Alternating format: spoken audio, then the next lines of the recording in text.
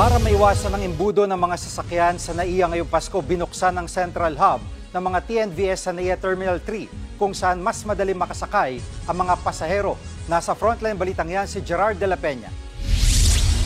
Ngayong holiday season, mas maraming pasahero ang inaasahang babiyahe sa NAIA. Sa pagtataya ng Manila International Airport Authority, posibleng pumalo ng 4.3 million ang dami ng mga pasahero sa NAIA mula ngayong araw hanggang sa January 5. Mas mataas yan ng mahigit 11% kumpara noong nakaraang taon. Kaya para mas mapadali ang pag-alis at pagdating ng mga pasahero, partikular sa Terminal 3, may ipinatupad na pagbabago ang pribadong operator ng NAIA. Ilalagay na lang sa iisang central hub ang mga ride-hailing services o mga Transport Network Vehicle Service o TNVS.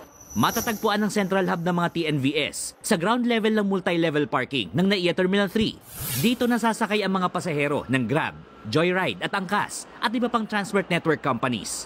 Ang layunin daw nito ay gumaan ng traffic, papasok at palabas ng terminal.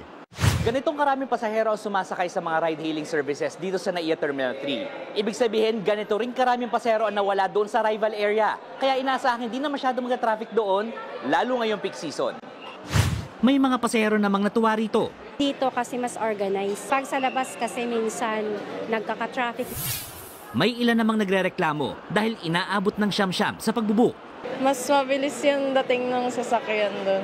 Baka pag nakasanayan, medyo maayos.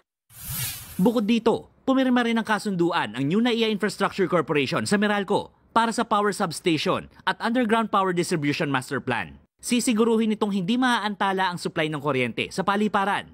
Kasabay ng pagpasok ng NNIC bilang operator sa NAIA, tuloy rin ang pagpataw ng mas mataas na landing, take-off, aircraft parking at aviation fees sa mga airline.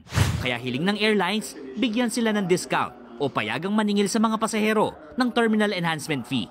At the end of the day, we want to keep our business viable.